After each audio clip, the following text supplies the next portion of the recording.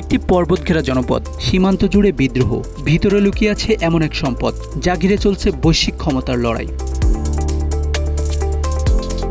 বলছিলাম বাংলাদেশের প্রতিবেশী মিয়ানমারের কথা, বিশেষ করে দেশটির কাচিন রাজ্য, যেখানে রয়েছে বিশ্বের অন্যতম দুষ্প্রাপ্য ভারী মাটি, যেটি রেয়ার আর্থ হিসেবে পরিচিত। 2025 সালে ট্রাম্প প্রশাসন এমন কিছু বিতর্কিত প্রস্তাব বিবেচনা করছে যা মিয়ানমারের প্রতি যুক্তরাষ্ট্রের বহুদিনের নীতিকে বড় পরিবর্তন আনতে পারে। এর মূল উদ্দেশ্য মিয়ানমারের খনিজ রপ্তানি যেন চীনের পরিবর্তে যুক্তরাষ্ট্রমুখী হয়। রেয়ার আর্থ হলো এক ধরনের দুর্লভ ধাতু যা উচ্চ প্রযুক্তি ও সামরিক ক্ষেত্রে অপরিহার্য।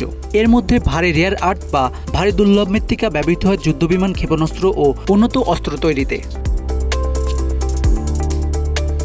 চীন বর্তমানে বিশ্বজুড়ে 90% খনিজ প্রক্রিয়াকরণ নিয়ন্ত্রণ করে, আর যুক্তরাষ্ট্র সেই নির্ভরতা কাটাতে চায়।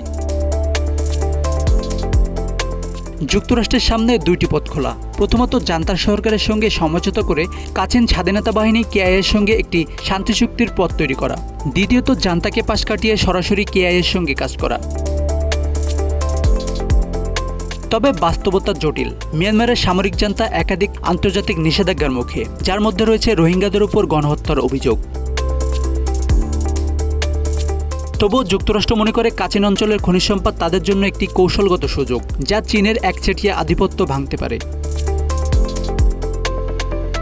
কিছু প্রস্তাবনা রয়েছে ভারতের সঙ্গে যৌথভাবে খনিজ প্রক্রিয়াকরণ, কাচিনদের সঙ্গে সরাসরি চুক্তি এবং একটি বিশেষ রাষ্ট্রদূত নিয়োগের প্রস্তাব। একজন মার্কিন ব্যবসায়ী ও নিরাপত্তা উপদেষ্টা অ্যাডাম কাস্টিলো রয়টার্সকে বলেন, কাচিন স্বাধীনতা বাহিনী চীনের দ্বারা শোষিত হয়ে হতাশ এবং তারা এখন যুক্তরাষ্ট্রের সঙ্গে কাজ করতে আগ্রহী। তবে বিশেষজ্ঞরা বলছেন এটি বাস্তবায়ন সহজ নয়। কাচিনের পাহাড়ি অঞ্চল থেকে ভারী খনিজ উত্তোলন করে তা ভারতে পাঠানো অত্যন্ত কঠিন। তবে বিশেষজ্ঞরা বলছেন, যদি এই খনিজ চীনের নজরে এড়িয়ে ভারতে পাঠানো হয়, চীন তা যে কোনো উপায়ে ঠেকাবে। অন্যদিকে জান্তা সরকার ট্রাম্পের সঙ্গে সরাসরি আলোচনার আগ্রহ প্রকাশ করেছে। ট্রাম্পের চিঠির জবাবে জান্তা সরকার প্রশংসা করেন তার দৃঢ় নেতৃত্বের এবং আলোচনার আগ্রহ প্রকাশ করেন। যদিও হোয়াইট হাউস জানিয়েছে, কিছু নিষেধাজ্ঞা তুলে নেওয়া হলেও এটি কোনো নীতিগত পরিবর্তন নির্দেশ করে না।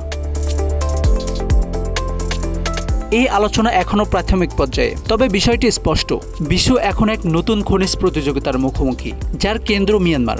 পক্ষগুলো যুক্তরাষ্ট্র, চীন আর মাঝখানে বিদ্রোহী গোষ্ঠীগুলো, যারা বহু বছর ধরে অবহেলিত। Bangla affairs news desk.